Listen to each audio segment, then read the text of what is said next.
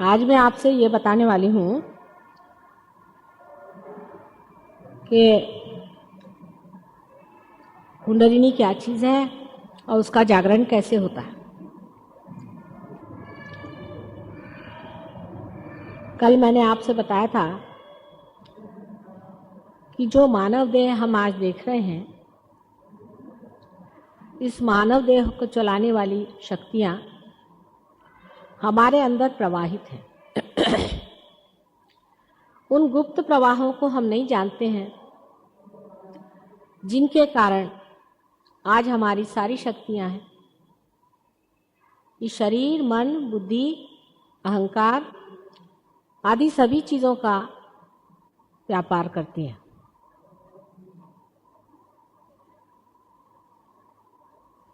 उनके बारे में जो कुछ भी हमने साइंस से जाना है,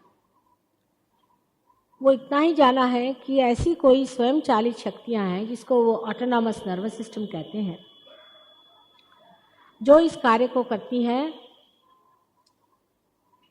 और जिसके बारे में हम बहुत ज़्यादा नहीं बता सकते कि वो शक्ति कैसी है और किस तरह से वो अपने को चलाती है। किसी भी चीज़ को जानने का तरीका एक तो ये होता है कि आप अंधेरे में उस चीज़ को खोजिए। जैसे आप इस कमरे में आए हैं, ये कमरा अंधेरा है, आप इसको धीरे धीरे टटोलिए और जानिए कि क्या है। कोई लोग जब इस दरवाजे से आए तो वो कहते हैं कि ये एक खंबा है, कोई उस दरवाजे से आए तो कोई कहते हैं कि वो एक पर्दा है, जो उस तरफ से आए वो कहते हैं कि एक किताबें हैं। अंधेरे की खोज जो होती है वो अपूर्ण होती है, इतना ही नहीं अस्पष्ट भी होती है, और वो अधूरी होने की वजह से बहुत गलत भी साबित हो जाती है। समझ लीजिए कि इस कमरे को किसी ने खंबा मान लिया तो उसने इस कमरे के बारे में कुछ भी नहीं जाना।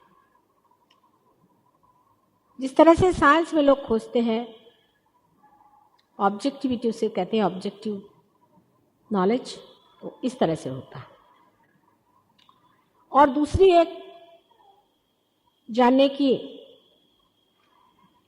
क्रिया हो सकती है कि समझ लीजिए हम इस कमरे को पूरी तरह से जानते हैं, हम इसके जानने वाले हैं, इसके हम मालिक हैं, इसके सब हम स्विच वगैरह सब कुछ जानते हैं, और जैसे ही आप इस कमरे में आ जाइए हम एकदम से बत्ती जला देते हैं और आप सब कुछ देखने लग जाते हैं। ये दूसरी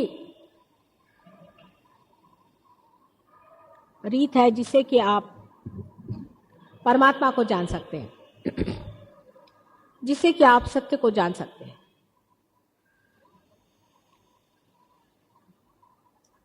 लेकिन इस तरह से प्रकाश करने वाली शक्तियां बहुत कम हुई हैं। इसके कारण जो भी कुछ आपका ज्ञान है वो अधूरा है।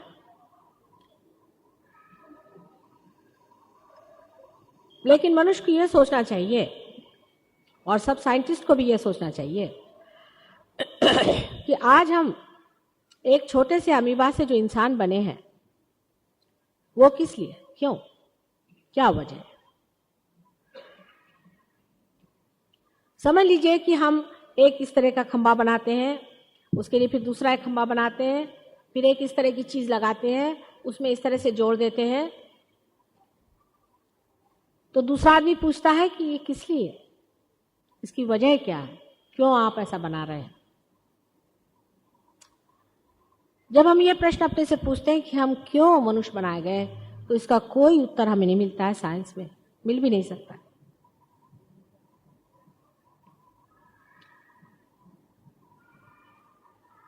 हम इसलिए मनुष्य बनाए गए हैं कि हम कोई न कोई विशेष तरह का इंस्ट्रूमेंट है, कोई व्यवधान है, कोई साधन है।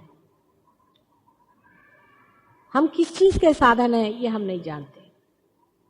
इतनी सुंदर आकृति मनुष्य की बनाई गई है, उसके अंदर की रचनाएं इतनी सुंदर है। अगर एक मनुष्य की एक आँख ही को देखा जाए तो इतनी सूक्ष्म से सूक्ष्मतर उसमें चीजें बनाई हुई हैं। एक छोटे से सेल से लेकर के इतनी सुंदर काया अगर रची गई है तो उसमें कोई न कोई अंतर्हित हेतु होना चाहिए। और जब तक उस हेतु का हमें पता नहीं लगता है तो हम लोगों को जान लेना चाहिए कि यह हेतु भी कोई है या नहीं है, या इससे आगे हमें कहीं जाना है, या कहीं हम रुके हुए हैं। जैसे कि कल मैंने आपसे बताया था कि जब तक इसे आप मेन से नहीं लगाइएगा तब तक इसका अर्थ नहीं लगता है। उसी प्रकार आपको जब तक मेन से नहीं लगाया जाएगा आपका कोई अर्थ नहीं लगता। लेकिन इसके अंदर जिस प्रकार वो व्यवस्था रखी हुई है कि इसे मेन से लगाया जा सकता है, उसी प्रकार मनुष्य के अंदर भी ये व्यवस्था है कि इसे मेन से लगाया जा सकता है। कुंडलिनी वही चीज है, वही लीड है, वही तार है जिसको कि मेन से लगाया जाता है। ये तो सर्वसाधारण एक जड़ बात मैंने कह दी, ग्रोस बात है। लेकिन सूक्ष्म में हम ये कह सकते हैं कि एक वह शक्ति है जो कि हमारे अंदर सुप्त रहती है, और जब हमारी वो स्थिति आ जाती है कि हम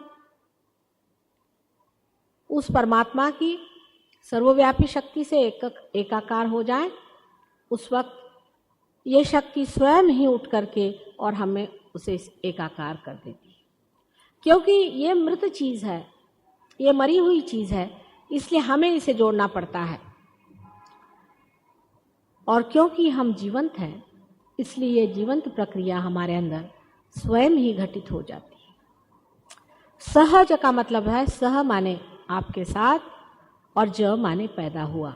आप ही के साथ पैदा हुई ये शक्ति है, और जिसके कारण यह योग, यह मिलन घटित होता है, जिसमें आप अपने अंदर बसे हुए आत्मा को जानते हैं। यह प्रक्रिया सहज योग की है। यह शक्ति हमारे अंदर त्रिकोणाकार अस्थि में स्थित है। इस पर भी अनेक वाद विवाद, वितर्क, तर्क होते रहते हैं। जो लोग अंधेरे में खोजते हैं वो ऐसा ही करते हैं। अंधे लोगों का वैशिष्ट्य होता है कि देखते कुछ नहीं, बस बातें करते रहते हैं, क्योंकि आंख तो होती नहीं है तो मुंह से ही जो कुछ काम करना है करते रहते हैं। ये तर्क वितर्क की चीज नहीं है, ये साक्षात है। आप अपने आंख से कुंडलिनी को देख सकते हैं, उसका स्पंदन देख सकते हैं, उसका चलना देख सकते हैं, उसकी प्रक्रिया देख सकते हैं, और अपने अंदर उसका जो कुछ भी प्रादुर्भाव होता है, उसका जो इफेक्ट होता है, उसे भी आप जान सकते हैं।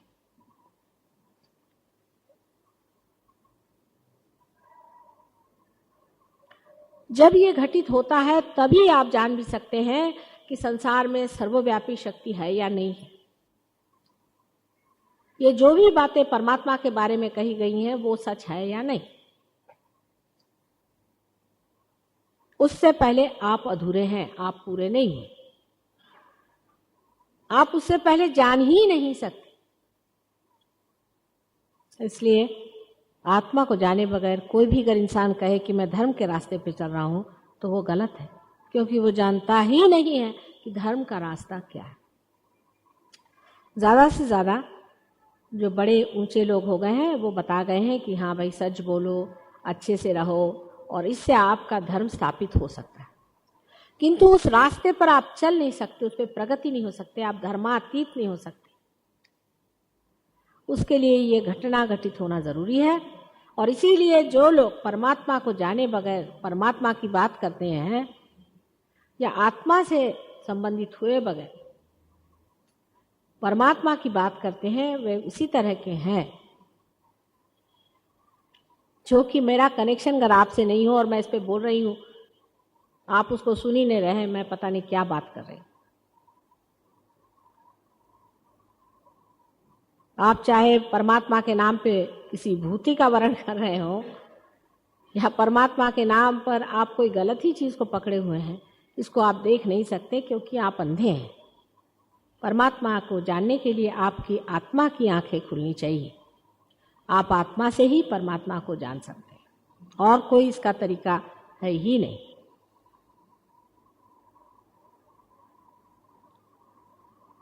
आत्मा को जानने के लिए आपकी जो मनुष्य चेतना है,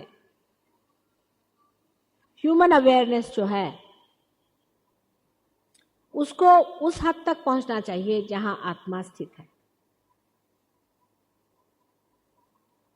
अब आपकी ह्यूमन अवेयरनेस कहां तक है? जानवरों से आपकी अवेयरनेस ऊंची है, ऐसा लोग कहते हैं। लेकिन इससे ऊंची अवेयरनेस आपको प्राप्त होनी चाहिए। अब लोग कहते हैं कि मनुष्य जो है यही आखिरी अवेयरनेस है, इसके बाद कोई अवेयरनेस है। अगर जानवर से ऊंची अवेयरनेस है तो हो सकता है कि इससे भी कोई चेतना ऊंची हो सकती है।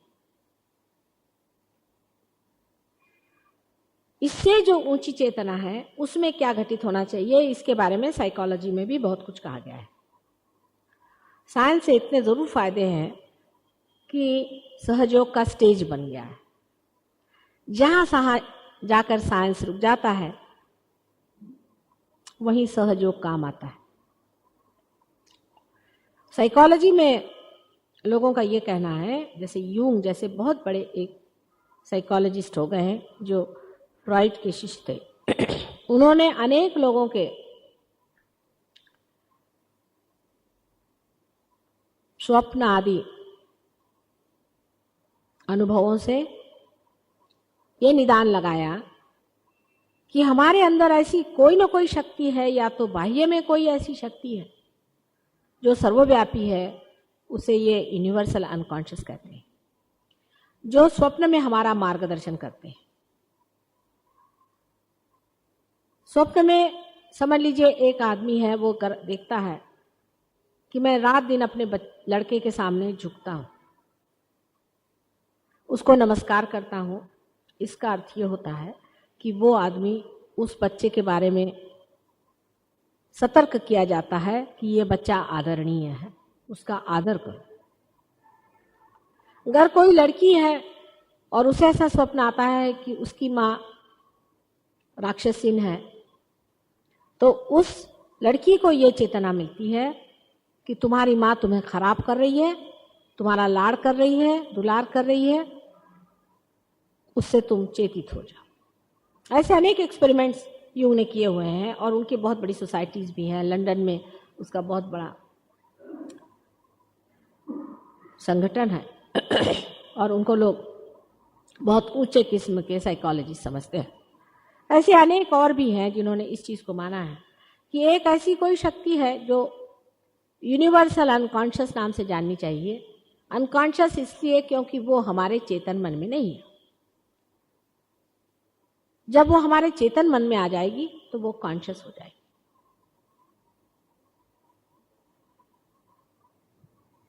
सहज योग से आप इस यूनिवर्सल अनकॉन्शियस को या इस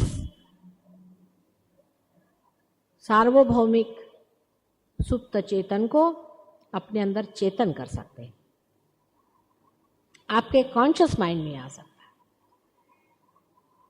जिसको कि आप स्वयं चालित शक्ति कहते हैं। उसकी चालना आप कर सकते हैं।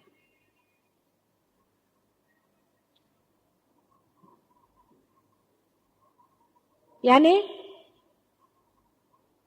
हमारे अंदर की जो ये सुप्त शक्ति है, जिसे कुंडलिनी कहते हैं, जो कि 3.5 कुंडलों में हमारे त्रिकोणाकार अस्थि में सुप्त रहती है, उसकी जागृति हो करके जब वो हमारे मेरुदंड से निकल करके और हमारे सहस्त्रार से, इस जगह से जिसे तालु कहते हैं, उसको छेद करके और उस सर्वव्यापी शक्ति से एकाकार हो जाती है, तब हमारे अंदर भी वह सर्वव्यापी शक्ति बहने लग जाती है। ये जब घटना घटित होती है तब हमारे अंदर जो 7 चक्र हैं, ये हमारे 7 अंगों को बताते हैं, जिसको कि एक साधारण तौर से हम कहते हैं कि हमारा physical, mental, emotional, spiritual being जो है,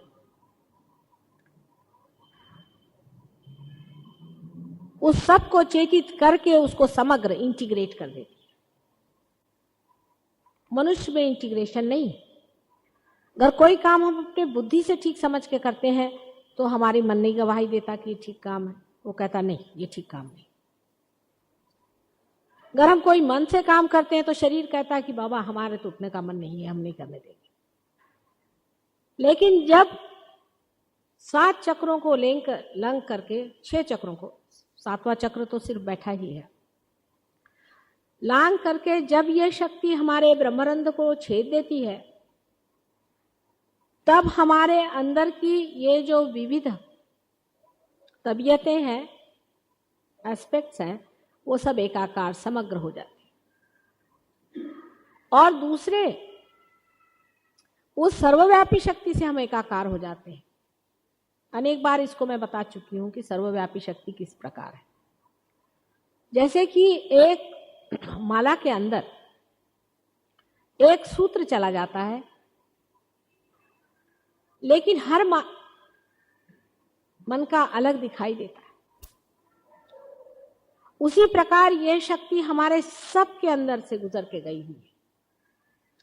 सर्वव्यापी शक्ति हमारे अंदर, सबके अंदर गुजर के गई है, लेकिन सबके अंदर थोड़ी थोड़ी सी जगह है, गैप है। जब ये जगह कुंडलिनी लांघ लेती है तब वो पूरा सूत्र पूरा हो जाता है।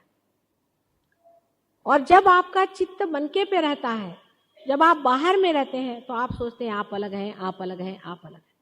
लेकिन जैसा ही आपका चित्त उस सर्वव्यापी सूत्र में एकाकार हो जाता है, तब ये घटित होता है, लेक्चरबाजी नहीं है, ये घटित होता है कि आप दूसरों के साथ भी एकाकार हो जाते हैं।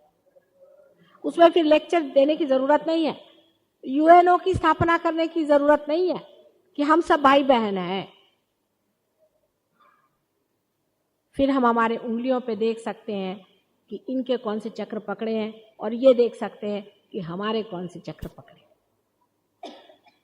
सब हम आपस में देख सकते हैं आपस को, और हम ये भी देख सकते हैं कि हमारे अंदर कौन सी कमजोरियां हैं, हमारे कौन से चक्र खराब है। हम अपने को देख सकते हैं, सेल्फ नॉलेज,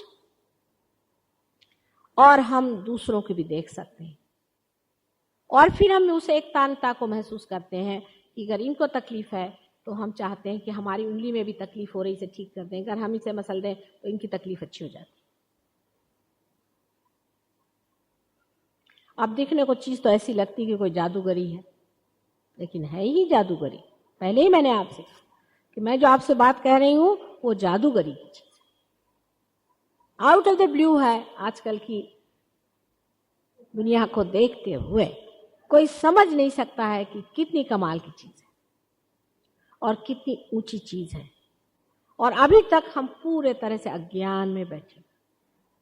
जब आप इस चीज को पा लेते हैं तभी असली ज्ञान आपको आ जाता है, और आपको बड़ा आश्चर्य होता है जब आप पे सत्य प्रकट होता है। और सत्य क्या प्रकट होता है आप पे? आप देखने लगते हैं कि आप कुछ भी नहीं करते, आप सिर्फ मरी हुई चीजों का काम करते हैं। जैसे अगर कोई पेड़ मर गया तो आप फर्नीचर बना देते हैं, और आप सोचते हैं कि आपने बड़ा भारी काम कर दिया। कुछ पत्थर ले आए, बिल्डिंग खड़ी कर दी, आप सोचते हैं आपने बहुत बड़ा काम कर दिया। लेकिन एक भी जीवंत क्रिया आप नहीं कर सकते। सारा ही कार्य, संसार का सारा प्लानिंग, सब कुछ परमात्मा की शक्ति करती है, परमात्मा का चित्त करता है। और जब आप उस चित्त में एकाकार हो जाते हैं तो आपको आश्चर्य होता है कि आप भी किस तरह से शक्तिशाली हो जाते हैं, और आपकी स्वयं शक्ति किस तरह से बहने लग जाती। हमारे लंदन में एक साहब थे, उनसे मैंने कहा कि तुम यहाँ बैठे बैठे सब चीज जान सकते हो। उनका कैसे? अच्छा, मैंने कहा तुमको किसके बारे में जानना? कहले हमें अपने पिता के बारे में जानना है। मैंने कहा अच्छा, उनकी धारणा करो, उनकी तरफ ऐसे हाथ करो। हाथ करते ही साथ उनके राइट हैंड साइड की इस उंगली के इस जगह में बड़े जोर का दर्द और जलन होने लगा। ये उंगली जो है ये विशुद्धि चक्र है, राइट साइड में माने फिजिकल प्रॉब्लम है, विशुद्धि चक्र। और ये जो नीचे में ये फादर की साइड है, ये सब फादर की साइड है, ये मदर की साइड है यहाँ पर। मैंने कहा तुम अपने फादर को फोन करके पूछो। उन्होंने फादर को फ़ोन किया तो उनकी माँ ने फ़ोन लिया, वो स्कॉटलैंड में थे। उन्होंने कहा तुम्हारा फादर बहुत बुरी तरह से ब्रोंकाइटिस से बीमार पड़े हो। मैंने कहा अच्छा चलो यहाँ ही हम उनका ट्रीटमेंट कर देते, क्योंकि ये विश्वव्यापी शक्ति है, उसका इशारा आपके हाथों पे आ जाता है। लेकिन ये नहीं कि कोई साहब आ रहे हैं, माता जी ये बताओ कि घोड़े का नंबर क्या आएगा। ऐसे भी बेवकूफ बड़े होते हैं जिनको की अकल ही नहीं रहती है कि परमात्मा को क्या पूछना चाहिए। कहेंगे कि घोड़े का नंबर बताओ, नहीं तो कहेंगे अच्छा बताओ मेरे लड़का होगा कि लड़की होगी। बहुत तो बोलेंगे कि इनकम टैक्स में मैं छूट जाऊंगा कि नहीं। ऐसे ऐसे बेवकूफ लोगों के लिए नहीं है ये शक्ति, ये समझदार लोगों के लिए है, बुद्धिमान लोगों के लिए है, वाइज लोगों के लिए है।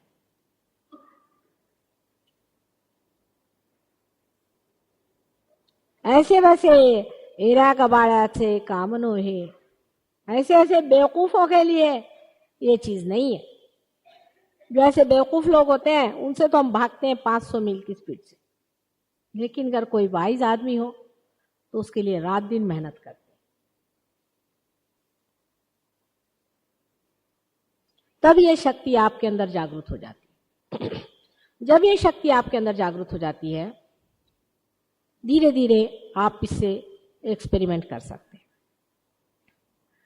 अब आपको समझ लीजिए आप पैदाइशी ही पार है, आप इस शक्ति से प्लावित है और आप पैदा आए, लेकिन तो भी आप नहीं जानते कि कौन सी उंगली में अगर चमक आए तो क्या मतलब होता है। बहुत से लोग कहते हैं बाबा मैं तो कहीं नहीं जाती, मेरे हाथ में पता नहीं क्यों जलन सी आने लग जाती। इससे ज्यादा तो कुछ नहीं जानती वो। कौन से चक्र है, कौन सी उंगली है, उसका क्या मतलब होता है, हर एक चीज का क्या मतलब होता है, उसका इलाज क्या है, उसका निदान क्या है, कुंडलिनी को कैसे उठाना चाहिए, उसकी कौन सी तकलीफें हैं, किस किस तरीके से कुंडलिनी अटकी रहती है, किस तरह से हर तरह की कुंडलिनी को ऊपर उठाया जा सकता है और किस तरह से उसको स्थिर करना चाहिए, उसको जमाना चाहिए, किस तरह से सारे संसार में इसके धीरे धीरे धागे किस तरह से बांधने चाहिए। ये बड़ा भारी ज्ञान है। इसको बताने के लिए कोई तो इंसान चाहिए कि नहीं।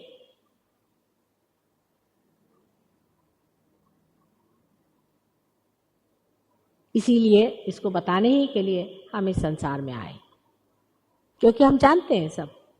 आप जब हमसे आगे मिलेगा तो आप समझिएगा कि हम बहुत कुछ जानते हैं।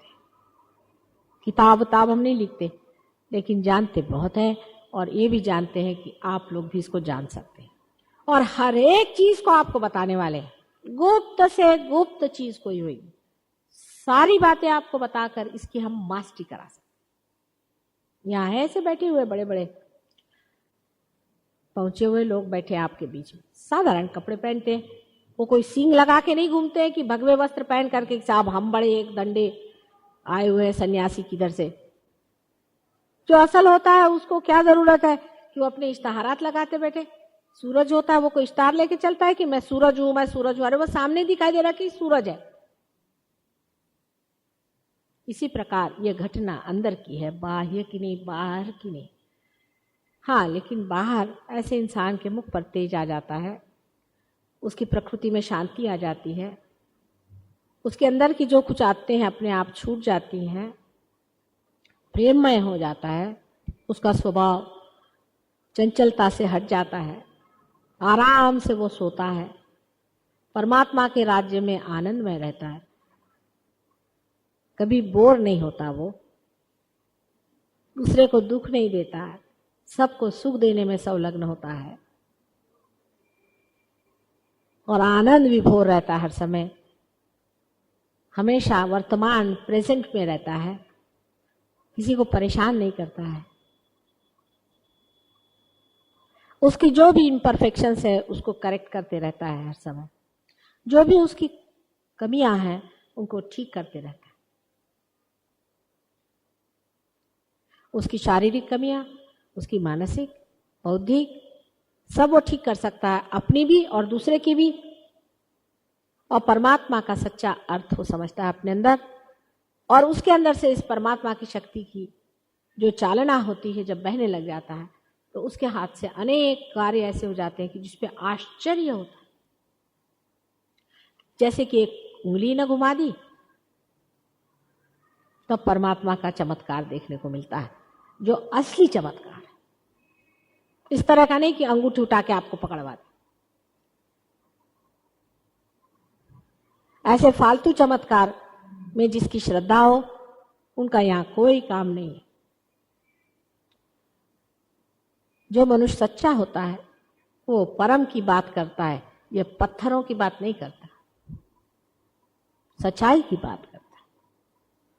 उसके अंदर फिर कोई टेम्पटेशन नहीं रह जाता, उसमें अंदर धर्म अपने आप जागृत हो जाता है, अपने धर्म में संतोष पाता है। वो उसके अंदर लक्ष्मी की भी कृपा होती है। लक्ष्मी की मैंने कहा, पैसे की नहीं। लक्ष्मी और पैसे में बड़ा ही अंतर होता है। अनेक उसके फायदे होते हैं, उसके बारे में अब कल से जो सेमिनार होगा उसमें मैं सारी डिटेल्स में बताऊं। लेकिन सबसे बड़ा फायदा होता है कि मनुष्य अपने बारे में ये जान जाता है कि उसका अर्थ क्या है, वो इस संसार में क्यों आया है। वो ये जान जाता है कि वो एक साधन है जो परमात्मा के हाथ में खेल रहा है। जैसे कि एक आर्टिस्ट के हाथ में एक कुंचली या उसका ब्रश खेलता है, उसी तरह से मनुष्य बन जाता है और उसके अंदर से ये शक्ति अव्याहत बहती रहती। उसके बाद फिर ओछी बातें, जड़ बातें, छोटी बातें सब गिर जाती है। फूल से आप फल हो जाते हैं, आप मैच्योर हो जाते हैं। आपकी प्रायोरिटीज, मूल्य आपके बदलते हैं। किस चीज को महत्व देना चाहिए और किसको नहीं देना चाहिए अपने आप ही घटित होने लगता है। फिर लेक्चर देने की जरूरत नहीं है। आप कोई सा भी गलत काम करें, फौरन आपको पता हो जाएगा कि मैंने गलत काम किया। आपको अच्छा नहीं लगेगा, हाथ में फौरन आपके उंगलियां आपकी काटने लग जाएंगे, आपको मजा नहीं आएगा, जिंदगी का मजा आने लग जाता है। सबसे पहले जो चीज होती है कुंडलिनी के जागरण से, जब कुंडलिनी आज्ञा चक्र को छेद देती है, कल मैं आपको सब बताऊंगी ना चक्र वक्र कौन से हैं, अपने अंदर क्या क्या है, वो सब कल बताओ। लेकिन जब आज्ञा चक्र को कुंडलिनी छेद देती है उस वक्त आप में निर्विचारिता आ जाती है, आप विचारों के बीच में आ जाते। तो एक तरफ से आपके गत विचार हैं जिससे आप कंडीशनड हैं या आपका पास्ट है, और एक तरफ से आपके फ्यूचर के विचार हैं जिसके बारे में आप सोचते रहते हैं कि कल क्या करूंगा, परसों क्या करूंगा। इन दोनों को बीचों बीच आप आ जाते हैं, इसलिए आप निर्विचार हो जाते हैं, क्योंकि प्रेजेंट में कोई भी विचार नहीं होता। आप जागरूक हैं, आप अवेयर हैं, लेकिन आप निर्विचार हो जाते हैं। जैसे ही कुंडलिनी ब्रह्मरंध्र को छेद देती है वैसे आपके अंदर से ये शक्ति बहने लग जाती है। यानी पहली मर्तबा आपके अंदर से आत्मा की जो ये चैतन्य शक्ति है वो आपके अंदर से इस तरह से बहने लगती है कि आपकी जो नर्व्स हैं, सेंट्रल नर्वस सिस्टम जो चेतना शक्ति का स्रोत है, वही शक्तिमय होकर के आपको बताता है। अभी तक आपके लिए सिर्फ यह हाथ मात्र था, उसके बाद में आपके हाथ से ही वो शक्ति बह करके आपको बताती है। आप स्वयं ही उसके इंस्ट्रूमेंट हो जाते हैं, आप ही उसको चलाने वाले हो जाते हैं और आप ही उसको जानने वाले हो जाते हैं। अभी तक मनुष्य की चेतना में, माने जिसको सेंट्रल नर्वस सिस्टम का, या कहना चाहिए कि मज्जा तंतु की जो हमारी आज तक की उत्क्रांति हुई है, इवोल्यूशन हुई है, उसमें एक नई चीज आ जाती है, नया आयाम, नया डायमेंशन आता है, जिसके कारण हम ये महसूस करने लग जाते हैं या हम फील करने लग जाते हैं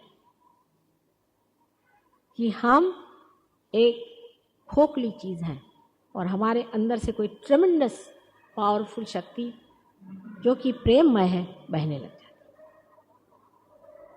इसके लिए कोई आपको ब्रेन वॉश देने की जरूरत नहीं, इसके लिए कोई आपको समझाने की जरूरत नहीं होती। हमारे यहाँ मेरी नातिन है 2.5 साल की है, वो पैदा ही पा रहे हैं। चारों मेरे ग्रैंड चिल्ड्रन पैदा पा रहे हैं। मेरे बच्चे नहीं है लेकिन वो है, और वो उड़ती चिड़िया पहचानते हैं। अभी एक इंग्लैंड में एक सहयोगिनी आई थी, उसने उससे पूछा इतनी सी है 2.5 साल, मेरा क्या पकड़ा, तो उससे कह रहे लेफ्ट विशुद्धि और लेफ्ट नाभि और विशुद्धि तुम्हारी पकड़ी हुई है। वो हैरान हो गए। उसने कहा कि मैं ठीक करती हूँ तुम्हारी।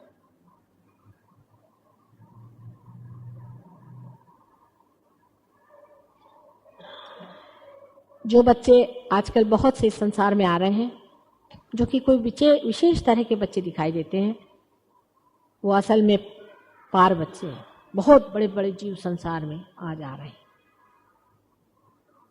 और उनको समझने के लिए जरूरी है कि आप भी पार हो जाइए, नहीं तो आपको समझ में नहीं आएंगे कि ये कहाँ की परकट उड़ा रहे हैं, क्या कह रहे हैं। आप कहेंगे पता नहीं क्या बोलते रहते हैं, कुछ समझ में नहीं आता है बच्चे। और वो जो भी करते हैं वो सहयोग करते हैं। आपके पीठ पे चढ़ जाएंगे, आपकी विशुद्धि को मारेंगे, हमेशा बंदूक लेकर ठा ठा ठा ठा आपकी वीकनेसेस मारते रहेंगे। हम समझ नहीं पाते इस चीज को, क्योंकि हमारा ज्ञान तभी पूरा होता है जब हमारी अंदर की आंखें खुल जाती है। सो ये कुंडलिनी जब उठती है तब सबको प्रकाशित करती हुई, सारे चक्रों को प्रकाशित करती हुई, हमारी चेतना को भी प्रकाशित करती हुई ब्रह्मरंध्र को छेद देती। आत्मा का स्थान हृदय में है, लेकिन उसकी सीट हृदय में होते हुए भी उसका स्थान सदाशिव का यहां पर है। जिस वक्त में वो जागृत हो जाता है, तो जो चीज यहां हृदय में एक क्षेत्रज्ञ के नाम से है, वो वहां जागृत हो जाती है हमारे ब्रेन के अंदर, और जो चीज हमारे ब्रेन के अंदर है वही हमारे चेतना के अंदर में। इसलिए वो हमारे चेतना में आ जाती है। इसीलिए जो यूनिवर्सल अनकॉन्शियस है, जो सुप्त चेतन है, वो चेतन हो जाता है।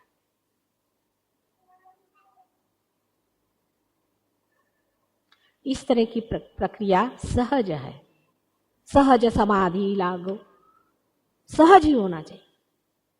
अगर वो चीज सहज नहीं है तो वो जीवंत हो ही नहीं सकती, क्योंकि जितनी भी महत्वपूर्ण चीज है, समझ लीजिए आपका श्वास लेना है, इसके लिए अगर आपको किताबें पढ़नी पड़ती तो अभी तक न जाने आपका क्या हाल हो गया होता। जो भी महत्वपूर्ण संसार की जितनी भी चीजें हैं वो सहज ही हैं, और इसीलिए आपके अंदर की ये जो प्रक्रिया है, जो इवोल्यूशन की आखिरी चीज है, वो भी सहज है, और आप ही के साथ पैदा हुई है, आप ही के अंदर बनी हुई है, और ये परमात्मा के ही हाथों से होने वाली है। आपके करने से कुछ नहीं होता। आपके करने से अगर एक बीज भी नहीं उग सकता है, तो आपकी कुंडलिनी आपके करने से कैसे निकलेगी? जीवंत चीज तो आपने एक भी नहीं की आज तक, लेकिन जब आप पार हो जाते हैं तब ही आप जीवंत चीज करते हैं। तब आप दूसरों की कुंडलिनी भी उठा सकते हैं। इतना ही नहीं, पर आप जिस जगह हाथ रख दें, ऐसे ऐसे चमत्कार हैं इसके।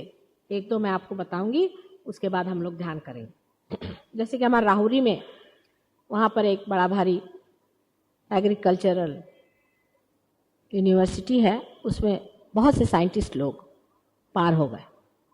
उन्होंने एक्सपेरिमेंटेशन शुरू कर दिया गेहूं पर, चावलों पर, गाय भैंसों पर। तो कहने लगे कि एक इंडियन गाय को उन्होंने वाइब्रेशन का पानी दिया, वाइब्रेट किया। तो इतना आश्चर्य हुआ कि वो जो गाय, इंडियन गाय थी, वो एक ऑस्ट्रेलियन गाय के इतना दूध देने लगे, और बड़ा ही उसका स्वाद बहुत अच्छा था, क्योंकि वैसे भी ऑस्ट्रेलियन गाय के दूध में उतना स्वाद नहीं होता जैसे अपनी इंडियन गाय के। वो तो बड़ा प्रेम से देती है, और शक्ल भी उनकी फर्क होती है। अगर आप इंग्लैंड की गाय देखें तो आप कहेंगे ये सफेद भैंस है, उसके गाय के जैसा मुंह नहीं, जैसे हिंदुस्तानी गाय का मुख में एक तरह का प्रेम होता है, उनके भैंस के जैसा मुंह होता है, क्योंकि उनको बिल्कुल मैकेनाइज कर दिया गया। गेहूं के बारे में बता रहे थे कि उन्होंने कुछ गेहूं वाइब्रेटेड वाटर से उगाए, तो बहुत ही बड़े बड़े मोती के जैसे गेहूं आए, उसके बोरे उन्होंने भर करके और गोडाउन में रख दिए। बहुत बड़ा गोडाउन था और उसमें और भी चीजें रखी थी, दुनिया भर की चीजें।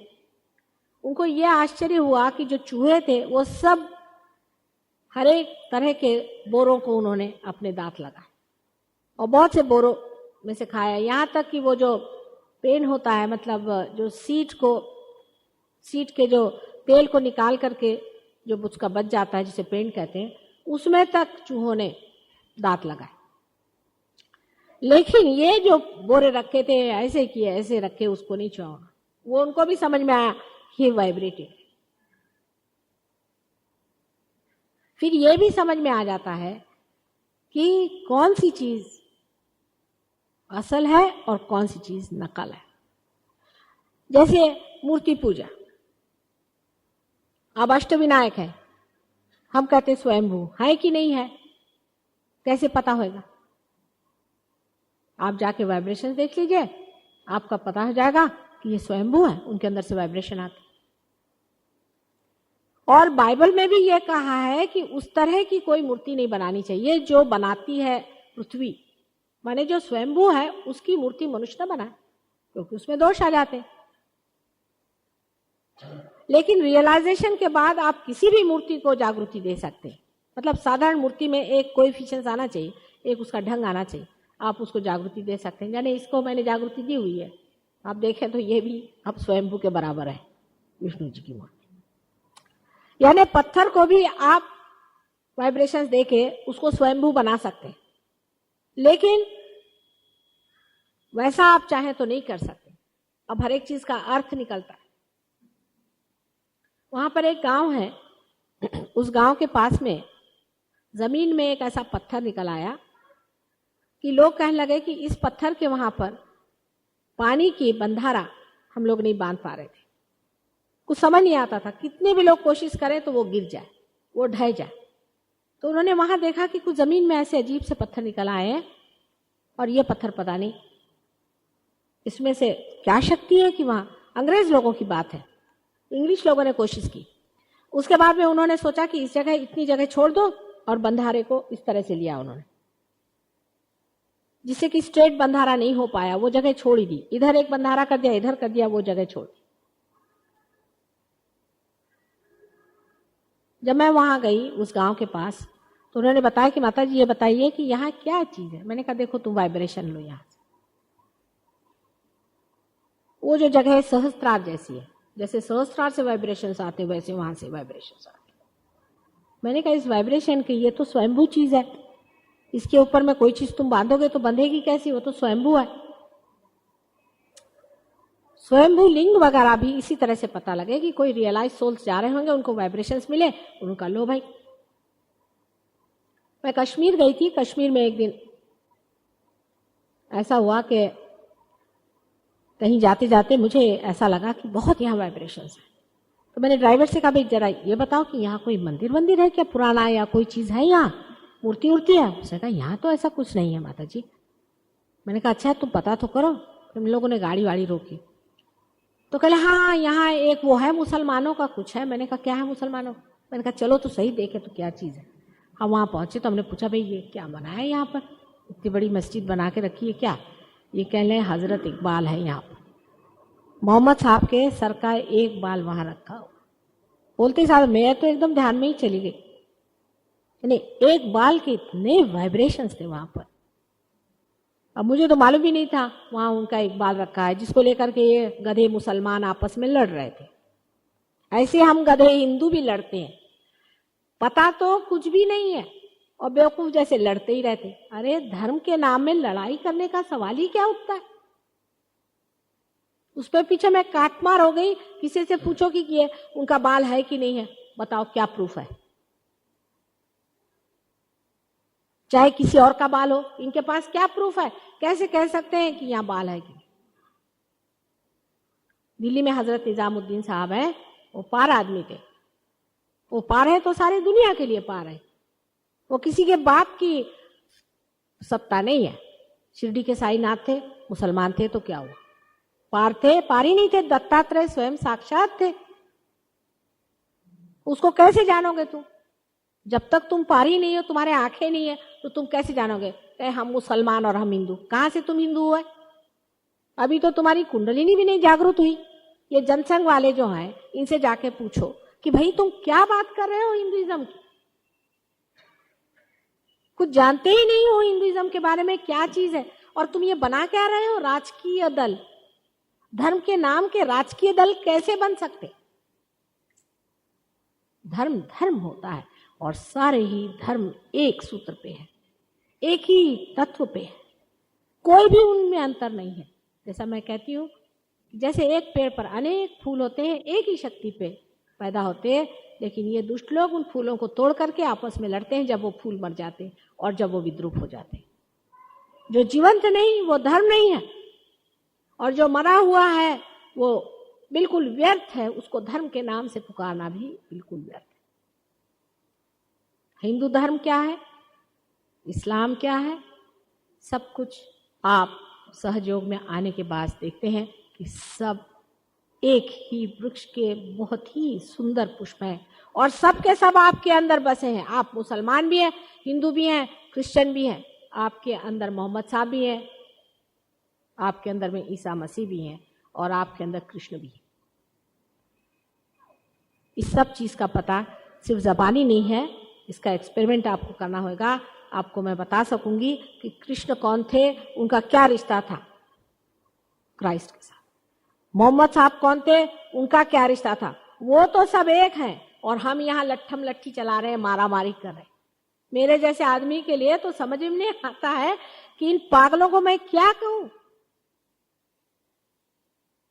ईसा मसीह ने कहा है, Those who are not against me are with me। अब इन पोप साहब से जाके पूछो कि ये कौन है। उनको तो अपनी पड़ी हुई है कि मेरे को अपने डायमंड्स लगाने के हैं। वो ईसा मसीह ने कितने कपड़े उनके पास में थे, ये अपने डायमंड के रोब पहन के। आपके शंकराचार्य भी आजकल सुनते हैं कि वो सोने का वो छत्र बना रहे, इतने से तो है, और इतना बड़ा छत्र जो धड़ से सर पे गिरेगा तो सब शंकराचार्य निकल आएगी। और वो जो शंकराचार्य आदि थे उनसे पूछो कि उनको अपने माँ की लाश जलाने के लिए लकड़ी तक नहीं थी, और ये आज बना रहे। ये जैन मुनियों से जाके पूछो महावीर कहाँ और ये लोग कहाँ, बिल्कुल अपोजिट जक्स्टा पोजिशन में खड़े हुए। और हम उन्हीं के पैर पूछ पूछ के सोचते हैं कि हम परमात्मा को पालेंगे। वो तो सब सीधे नर्क के द्वार उतरने वाले, सीधे, और आप भी उसी के साथ चले जाइएगा। इसलिए सतर्क होने की जरूरत है। धर्म को असलियत में पाना है। किसी भी धर्म की निंदा वही करता है जो धर्म के बारे में कुछ भी नहीं जानता। जैसे ही आप धर्म के पूरे प्रकाश में आ जाते हैं, आश्चर्यचकित हो जाते हैं कि कितना सुंदर सामंजस्य और संतुलन और पूरी तरह से उसकी बैठक बनी। ये सब झगड़े खत्म होकर के मनुष्य एक विश्वव्यापी संसार में विचरण करने लग जाता है, जहां पर हर एक देश के, हर एक प्रांत के, हर एक धर्म और हर तरह के रेस के, काले गोरे, सबके अंदर एक ही परमात्मा की शक्ति विचरण करती हुई नजर आती। तभी कहा जाता है कि आप परमात्मा के साम्राज्य में प्रवेश कर रहे हैं, जहाँ पर ऊंच नीच इस प्रकार का कोई भी भेद नहीं पाया जाता और सब उसकी छत्र छाया में आनंद से अपने जीवन को एक सुंदर सा, बहुत ही मनोहर सा, जो कि कभी भी विश्वास नहीं हो सकता, इस तरह का बहुत ही बढ़िया महल बनाता है। आशा है आप सभी लोग सहयोग में अनेक उपलब्धियां पाने के बाद दूसरों को भी इसका पूरा पूरा फायदा देंगे और इस चीज के लिए इसकी सराहना करेंगे, इसमें विश्वास रखेंगे, इसका आदर करेंगे कि ये सच्ची चीज है। इसमें कोई सर्कस नहीं है, इसमें कोई एडवर्टीजमेंट नहीं है, इसमें कोई आपके सामने अजीजी नहीं है, कोई तमाशेबाजी नहीं है। सच्ची चीज, सच्चाई का वर्ण करें, तो ये इतनी अत्यंत सुंदर चीज़ जो परमात्मा ने आपके लिए बनाई है, जो आपको पाने का है, जो आपका अधिकार है, वही हम आपको दे रहे हैं। आप ही की कुंजी हम आपको दे रहे हैं, आप ही की संपदा, आपकी ही सत्ता। सिर्फ समझा रहे हैं बेटे चाबी कैसे खोलने की है, और फिर लो अपनी संपदा देखो। जो असल है वही पाने का है और कुछ भी पाने का नहीं। जब वो पा लेता है आदमी तो उसके आनंद में उसको सारे ही आनंद ऐसे तुच्छ लगते हैं जैसे कोई अमृत को पाने के बाद गंदे नाले के पानी की ओर आदमी नहीं मुड़ता, अपने आप हो जाता है। मैं आपसे कभी नहीं कहूंगी कि आप ये नहीं करो वो नहीं करो, सिगरेट मत पियो, फलाना मत पियो। पार होने के बाद आप ही छोड़ देंगे इसे। मैं कोई भी चीज़ की ज़बरदस्ती नहीं करती हूँ, लेकिन अगर आप सिगरेट पीते हैं तो ज़रा मुश्किल होती है, यहाँ कुंडलिनी रुक जाती, तो मेहनत करके हम उसको खोल भी सकते हैं। कल ही एक साहब मुझे कह रहे थे कि माता जी मैं 15 साल से तंबाकू खाता था, कमाल है, और आपने मुझे 1 मिनट में पार कर दिया। मैं तो कहता हूँ क्या संपदा मेरी थी कि आपकी इतनी मेहर नजर हो गई कि मैं 1 मिनट में पार हो गया। 15 साल से मैं तंबाकू खाता था, पर मैंने कहा उसके बाद थोड़े असर तो आए ना उसके, कहले हाँ उसके बाद थोड़े असर आए, लेकिन मैं साफ भी कर गया। तो सहज योग में और दूसरे योगों में इतना अंतर है कि पहले योगों में ऐसा होता था कि धीरे धीरे चीज़ को सफाई करो, हर चीज़ ठीक करो, हर चक्र ठीक करो, धीरे धीरे उसको रगड़वाओ, फिर से जन्म लो, फिर उसको रगड़वाओ, और उसके बाद वो जब ठीक ठाक हो जाए तो उसका दीप जला दो। अब हमको तो उतावली हो गई है, हमने कहा उल्टा शुरू करो। एक होता है कि मोटर की पूरी रिपेयरिंग करो, ठीक करो, फिर स्टार्ट करो, फिर स्टार्ट नहीं होती तो फिर ठीक करो, फिर स्टार्ट नहीं होती। दूसरा तरीका यह है कि आप अगर होशियार आदमी है तो आप पहले स्टार्ट तो कर दो और फिर उसी कुंडलिनी से आप अपने को ठीक कर सकते, ऊपर से नीचे तक आप उसी कुंडलिनी की शक्ति से अपने को आप ठीक भी कर सकते। तो पहले आपको जागरूक कर दो, आत्मा से परिचित करा दो, उसके बाद आप ही अपने को ठीक करते रहो। ये दूसरा तरीका है जिसे सहज योग का तरीका कहते हैं, क्योंकि आजकल जेट योग है आजकल, इसलिए कुंडलिनी भी उसी तरह से होनी चाहिए। लेकिन बार बार मैंने जैसे पहले भी कहा था, बार बार यही कहूं, हालांकि बहुत ही जल्दी घटना होती है और कुंडलिनी बहुत जल्दी ब्रह्मरंध्र को छेद देती, लेकिन आप में अंदर बहुत से कॉम्प्लिकेशंस हैं। आप शहर में रहने वाले लोग हैं, आपसे ग्रामीण लोग ज़्यादा सुलझे हुए लोग हैं, आप लोग ज़रा से उलझे हुए हैं, कॉम्प्लिकेटेड लोग हैं, आपको थोड़ा टाइम लगता है। इसलिए कुंडलिनी फिर जाती है, उसको रिपेयर करती है, ठीक करती है, फिर से जा करके ऊपर नीचे उतरती है, इसलिए थोड़ा उसको टाइम देना पड़ता है। और अगर आपने उसको टाइम दिया, उसको ठीक से समझ लिया और पूरे तरीके से कर लिया तो स्थिरता आ जाती, क्योंकि ये बहुत सूक्ष्म चीज़ है और इसको सूक्ष्मता से ही ग्रहण करना पड़ता है। आज किसी को प्रश्न हो तो आप पूछें, उसके बाद हम लोग ध्यान करेंगे। पूछिए, थोड़ा से प्रश्न पूछने जाए। हाँ, क्या आप तो तब से कुबल रहे हैं, क्या हो गया? आप तो पार हो गए ना, कल पार हुए थे कि नहीं? फिर क्या? हाँ, काय आहे का प्रश्न बिश्न? काल झाले ना पार तुम्ही? नाही झाले? व्हाला, काल नाही झाले तर आज व्हा, त्याच्यात काय? आमच्याकडे असेही आहेत काही काही, नाही हो, परत येतात मग होतात, काय हरकत नाही. काय कोणतं चक्र सांगितलं तुम्हाला? कुठलंच नाही, सगळं ठीक आहे म्हणतात. काय तुमचा धंदा काय? शिक्षक आहात का? म्हणूनच शिक्षण, कसले शिक्षण घेतात? कॉलेजचं? कोणता विषय आहे? सायन्स. मग सांगितलं ना सायन्सची दुर्गती. सायन्सवर फार विश्वास आहे का? थोडा कमी करा म्हणजे जमेल. हां, आता सगळे सायंटिस्ट जे आहेत, लंडनला मोठे मोठे सायंटिस्ट आता येतात तिकडे सहजयोगासाठी.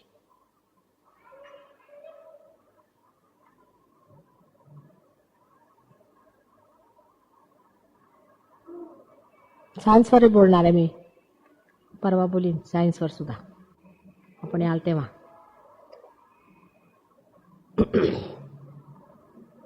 कोणता विषय सायन्समध्ये? हां, फिजिक्स आणि केमिस्ट्री. आणखीन काय प्रश्न असले तर विचारा. त्यांची फिजिक्स केमिस्ट्री जरा नीट करते. हा अशा ठेवा. हा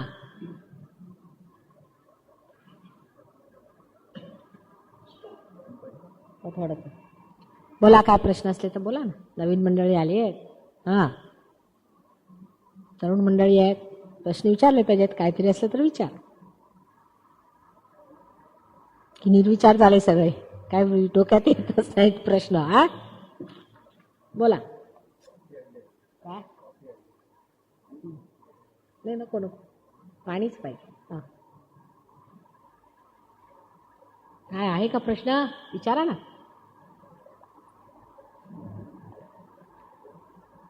कोई प्रश्न हो तो बोलिए. भक्ति भाव का पैदा होना क्या कुंडलिनी की जागृति पर निर्भर है? क्या किस भाव का? भक्ति भाव. कौन सा भाव? भक्ति भाव? भक्ति भाव क्या? नहीं नहीं नहीं, देखिए हमारे अंदर भक्ति भाव इसलिए आता है कि हम भावना प्रधान है. हमारे अंदर भावना भी एक चीज है ना, जिसको इमोशंस कहते हैं, वो भी हम एक चीज है.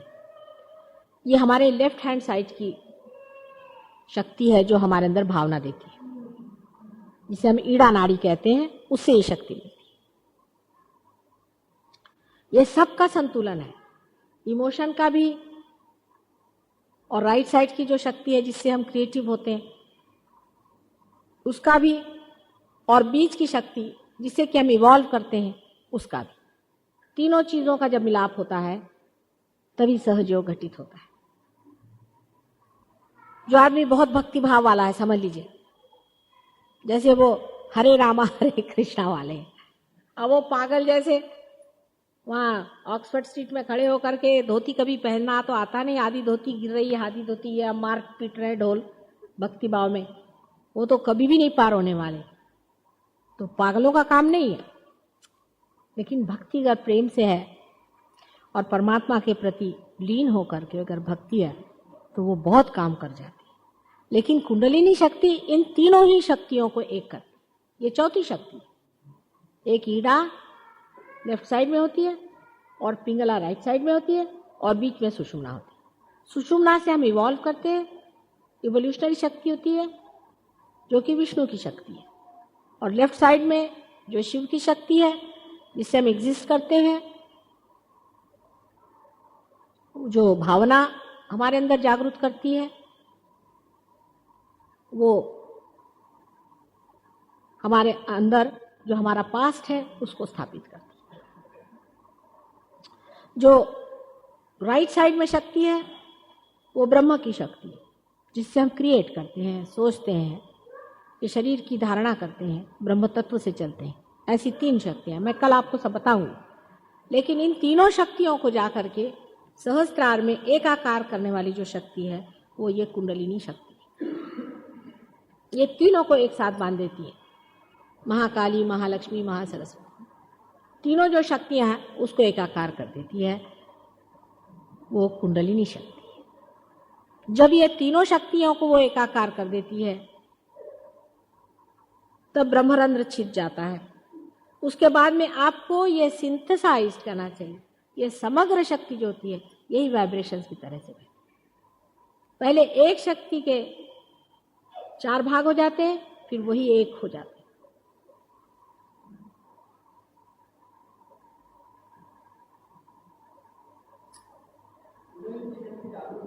हाँ बरं, बस सांगते हैं. कुंडलिनी शक्ति जब हमारे अंदर जागृत होती है तो क्या होना चाहिए, क्योंकि हर एक में अलग अलग तरह से कुंडलिनी शक्ति जागृत होती है. समझ लीजिए किसी इंसान के अंदर में उसकी नाभि चक्र की पकड़ है, तो कुंडलिनी शक्ति जागृत होकर के वहां धक्के मारेगी तो आप देख सकते हैं अपनी आंख से कि वहां पे आपके स्पंदन हो रहा है त्रिकोणाकार शक्ति में. आप अपने आंख से देख सकते हैं. यहाँ आपको मैं बहुत बार दिखा दूं. और आपका नाभि चक्र पकड़ा हुआ है. अगर नाभि चक्र को आप किसी तरह से, जो कि सहयोग में है उसकी प्रक्रिया है, खोल दें तो कुंडलिनी शक्ति ऊपर चढ़ेगी. आप उसका स्पंदन स्टेथोस्कोप से देख सकते हैं अलग अलग चक्रों पे. फिर वो यहाँ जाती है, यहाँ जाकर के धक्के मारती है. अगर ये भी नहीं खुल सके तो यहाँ भी आवाज होता है. तभी कबीर ने कहा है कि शून्य शिखर पर अनहद बाजी. वहां आवाज आता है धक धक धक धक धक धक सर में। है कबीर पढ़ा है क्या तुमने? तभी इतने जल्दी पार हो गए थे। हाँ, लेकिन अगर आप समझ लीजिए बहुत ही बढ़िया इंस्ट्रूमेंट है, जिसको कहते हैं कि बहुत ही बढ़िया कोई अगर एरोप्लेन हो और बहुत ही बढ़िया उसकी एयरपोर्ट हो, तो उसका टेक ऑफ ही पता नहीं चलता और खट से एरोप्लेन ऊपर चला जाता है। अगर आप बहुत ही बढ़िया व्यक्ति हैं तो कुछ भी नहीं पता चलेगा, आप पार हो जाएंगे। आपके अंदर से झट झट झट झट चीज बहने लगेगी, पता ही नहीं चलेगा कैसे आप खुल गए, कैसे पार हो गए, कहां पहुंचे। तो ये हर एक पे डिपेंड करता है, पर पार होने के बाद क्या होना चाहिए, इससे आप जज कर सकते हैं कि कुंडलिनी आपकी शक्ति जागृत हुई या नहीं। जब जागृत हुई है तो वो उसका मूवमेंट, अगर आपकी बहुत ही बढ़िया हालत है तो आप एकदम पारी हो जाते, आपके अंदर से वाइब्रेशन शुरू हो जाते। लेकिन वो अगर समझ लीजिए मालगाड़ी है, वो तो भी तो मालगाड़ी भी हो सकती है ना, तो वो चढ़ेगी, फिर आपको लगेगा यहाँ जरा धक धक आया, यहाँ थोड़ा धक धक आया। आपके लीवर पेशेंट है आप, तो लीवर में जाएगी, वहां धक धक मारेगी थोड़ी देर, फिर आपकी तबीयत जरा ठीक हो जाएगी, फिर जरा ऊपर चढ़ेगी, फिर आपका हृदय चक्र पकड़ा है, वहां धक धक मारेगी। लेकिन दो चीज इसमें हो जाती है, एक तो जागृति और उसके बाद में ब्रह्मरंध्र का छेदना। जब जागृति हो जाती है और कुंडलिनी जब आज्ञा चक्र को पार करती है, तब आप में डाउटलेस थॉटलेस अवेयरनेस आ जाती है। अब निर्विचार समाधि स्थापन हो जाती है, आप निर्विचार हो। लेकिन आश्चर्य है, जो सहज योगियों के अभी ब्रह्मरंध्र भी नहीं छेदा, सिर्फ इसी को क्रॉस कर जाते, वही दूसरों की कुंडलिनी उठाते मैंने देखा हो, अभी पार भी नहीं हुए पूरी तरह। आश्चर्य की बात, मैं खुद ही हैरान हूं सहयोग के कमालात पर।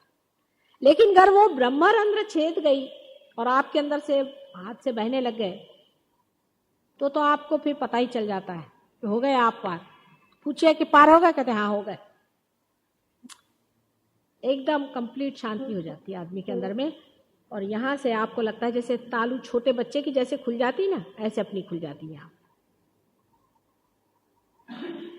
फिर कभी कभी थोड़ी सी क्लोज होता है, फिर से हो जाता है, फिर ऐसा होता है, पर वो जम जाता है वहां।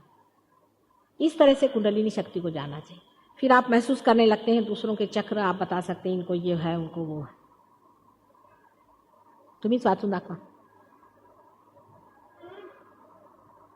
मराठीत आहे का इंग्लिशमध्ये? काय सिक्रेट प्रश्न आहे का? हा, काय प्रश्न आहे? विचारा विचारा, आमच्याकडे सिक्रेट बिग्रेट काय नाही, सगळं ओपन मामला। किसने पूछा?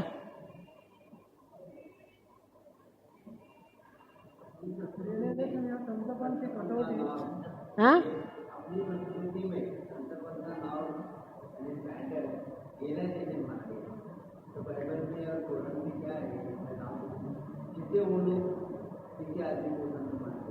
इकडे इकडे या, मला काय ऐकायला आलं, काय म्हटलं, जरा जोरात बोला हो। हा हा हो,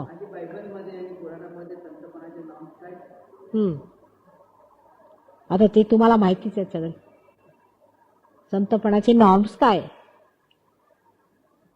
पण मुख्य म्हणजे आमच्या संतपणा, आम्ही संत त्याला मानतो जो पार आहे। उठला सुटला जो आणि हातात वीणा घेतली टंग टंग करत फिरला, तो काय आम्ही संत बिंत मानत नाही।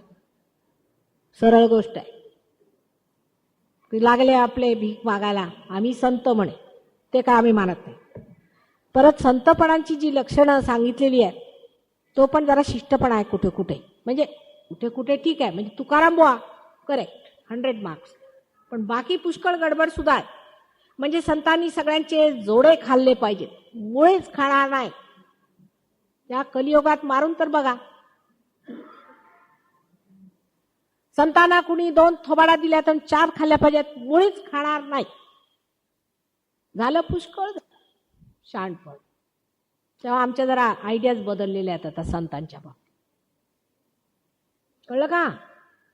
संतांचं लक्षण मुख्य हे की स्थिरावलेले, उभे। बोला, काय बोलायचं? जे आपल्या ठिकाणी स्ववर उभे झाले ते संत। त्यांना कुणी मारू शकत नाही, ते कुणाला मारणारही नाही.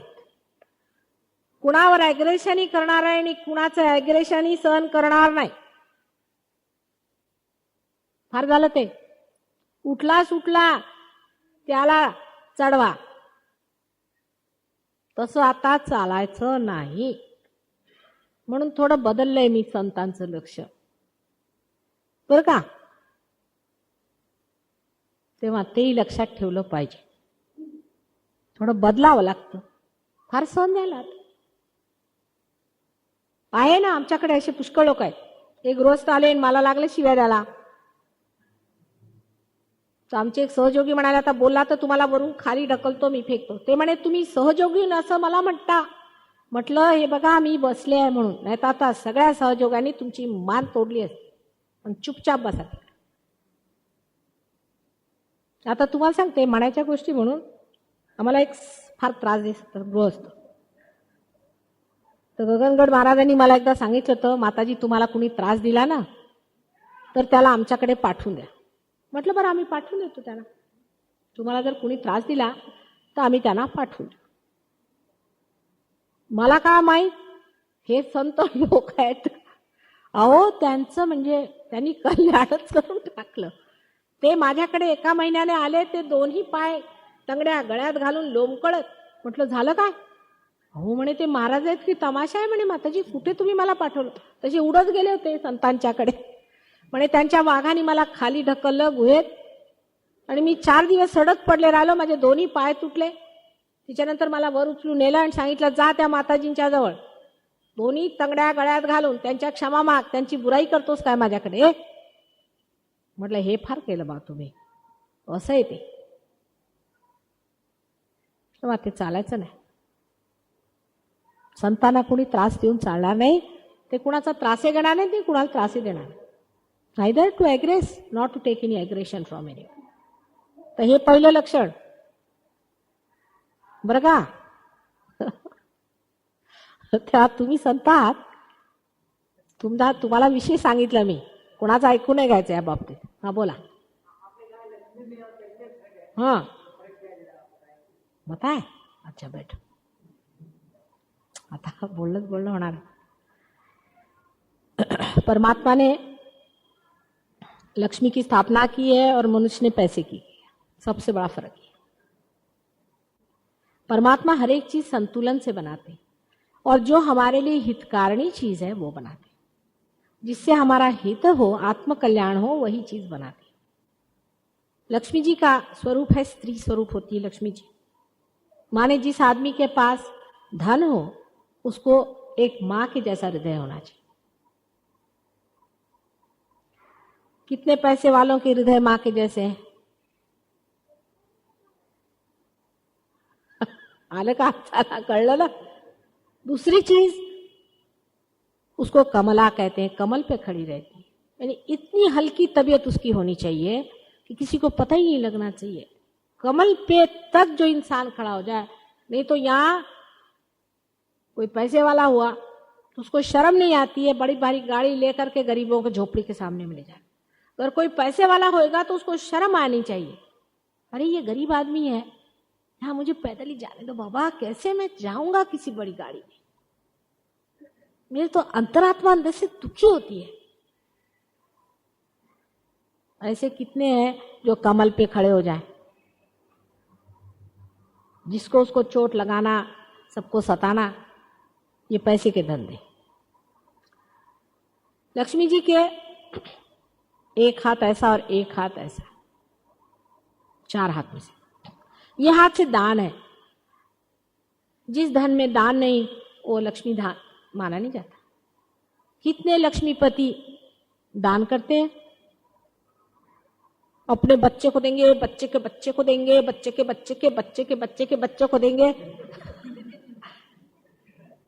और वही उनके बच्चे आके उनकी गर्दनें काटेंगे बाद में, और उनकी नाक भी काटेंगे उनके बच्चों के बच्चे. पर घर कोई और दूसरा इंसान उससे अगर 10 लूट सकते हैं तो उसे खसोट लेंगे, उसके बच्चों को भूखे मारेंगे, उसके बीवी को दर बदर की ठोकरें देंगे. ये पैसा.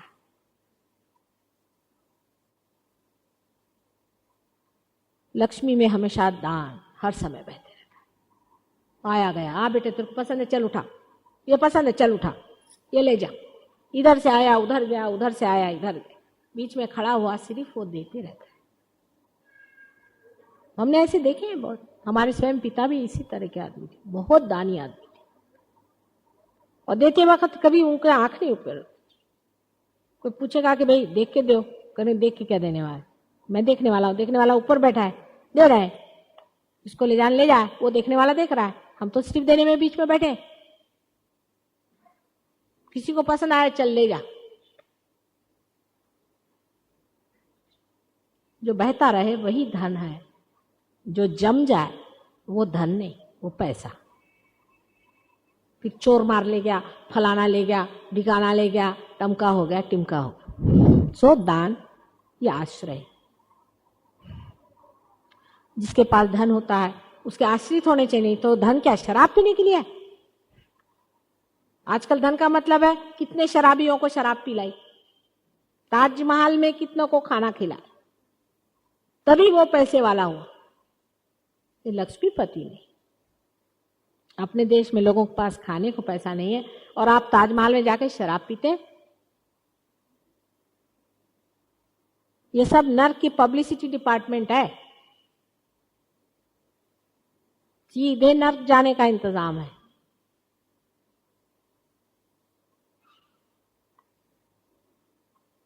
दो हाथ में उनके कमल होते हैं, वो भी गुलाबी रंग के कमल होते हैं, साड़ी भी उनकी गुलाबी रंग की होती है, माने वार्मथ होनी चाहिए ऐसे आदमी, दिल भरा रहना चाहिए। पहले थे ऐसे, आजकल नहीं होते, पहले ऐसे लोग थे। कोई आया है भाई क्या क्या आफत है, चल भाई तेरे को चाहिए, मेरी बीबी के जेवर ले जा। दिल एकदम से खुला रहना चाहिए, क्या देने क्या नहीं करे, जिम्मेदारी होनी चाहिए। मेरे पास भगवान ने धन दिया है, वो दूसरों की सहायता करने के लिए, मदद करने के लिए, किसको क्या परेशानी है क्या चाहिए, ले भाई ले जा। फिर दूसरे आदमी खड़े हो जाते हैं आपकी आफत में। इसको कहते हैं लक्ष्मीपति। वो तौलते नहीं, गिनते नहीं, देते। वार्मथ होती है उसके अंदर में। और जो कमल है, कमल का मतलब होता है कि उस आदमी में सौष्ठव होना चाहिए। सौंदर्य कहने से लोग गलत समझते हैं, सौष्ठव कहते हैं, माने रहन सहन। कंजूसड़े लोग जो होते हैं वो धनवान नहीं होते। कंजूस मक्खी चूस जिसको बोलते हैं ना, वो तो बड़े घिनौने होते हैं, वो कहां से लक्ष्मीपति होंगे। जो कंजूसी एक एक पैसे की करके फटी बनियान पहन के घूमते हैं और अपने को रईस कहते हैं, वो लोग रईस नहीं। जो तबीयत का रईस होता है उसको रईस कहते हैं। कमल के ऊपर रहने वाला, उसको कहीं भी लिटा दो शान से, अपने राजा साहब जैसे लेटे हुए, उसको तो कोई भी चीज, धनवान वही होता है जिसको कोई सा भी धन अपने से बड़ा नहीं लगता, वही लक्ष्मीपति हो सकता है। और इतना हम्बल होता है कि अपने पैसे के बारे में बात करने में भी उसको झिटक होती है कि वो मेरा पैसा है ही नहीं तो मैं कैसे बात कहूं। वो लक्ष्मीपति होगा, क्योंकि एक स्त्री सुलभ लज्जा उसमें होती है। लेकिन आजकल आपके पास घर में एक घर पेड़ होगा तो कहेंगे हमारे यहाँ बागात है। आप एक घर कमरे में रह रहे हैं तो कहेंगे मेरे बिल्डिंगें पड़ी हुई। ऐसे बेवकूफ लोग धनवान नहीं होते। धनवान आदमी अत्यंत लज्जाशील होता है, उसको कहने में तक शर्म आती है कि मैं पैसे वाला। बिल्कुल चोरी छिपे वो अपना पैसा किसी के पास कर देता है, किसी के मदद कर देता है। ऐसे भाग्यवान, ऐसे नोबल लोग ही, इनको नोबल मन अंग्रेजी में कहा जाता है, लक्ष्मीपति होते हैं।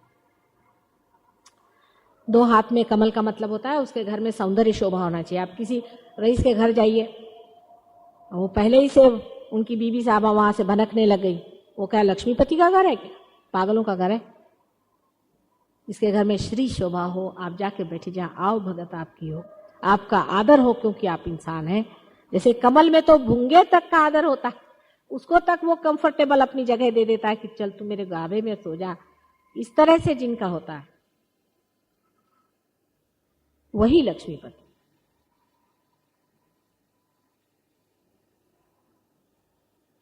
और पैसा तो आप जानते हैं बहुत विद्रूप चीज है। समझ गए बेटे? अब तुम क्या हो, धनवान हो लक्ष्मीपति हो कि पैसा वाले हो, समझ गए ना? हाँ, तपस्या ध्यान। हाँ, ऐसे लक्ष्मी का स्थान नाभि में होता है, नाभि चक्र में होता है। उसको भी जागरूक करते हैं, उसके जागरूक के बगैर तो कोई काम ही नहीं बनता। अति लक्ष्मी नहीं, संतुलित लक्ष्मी होनी चाहिए, बैलेंस होना चाहिए।